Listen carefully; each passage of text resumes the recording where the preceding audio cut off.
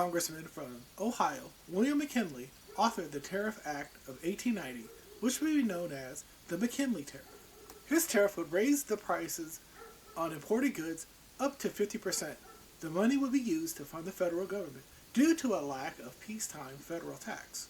At the time, McKinley was nicknamed Napoleon of Protection, and rates were raised on some goods and lowered on others in an attempt to protect American manufacturing companies. The Tariff Act wouldn't apply to sugar, molasses, coffee, hides, and tea, but they would be if the exporting country would treat the U.S. in reciprocally unequal and unreasonable fashion.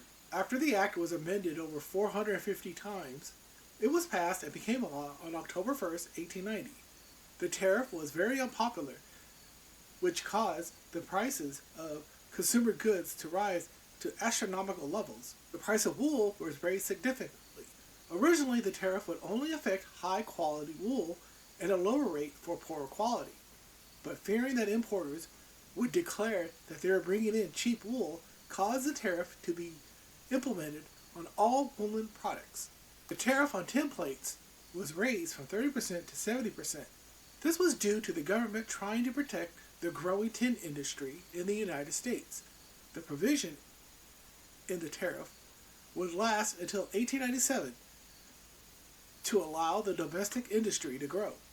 A month later, the unpopular Tariff Act cost the Republican Party control of Congress. They went from having a huge majority of 176 down to 87, giving control to the Democrats. The tariff actually cost the United States government money. When it was passed, revenue decreased by 4%. This was due to sugar, the top imported good, being duty-free. If sugar was taxed, the tariff might have been successful. The Democratic Party ran Grover Cleveland and Adlai Stevenson Sr. for the 1892 presidential election to capitalize on the terrible Tariff Act, which cost Benjamin Harrison re-election. The McKinley Tariff Act was repealed in 1894 by the Wilson-Gorman Tariff Act. It slightly reduced the tariffs, and it imposed a 2% income tax on those making over $4,000 a year in 1894 money. If you factor in inflation, today it would be around $88,000 a year. McKinley would lose his seat in the 1890 elections, but he would rebound in 1892 when he was elected governor of Ohio.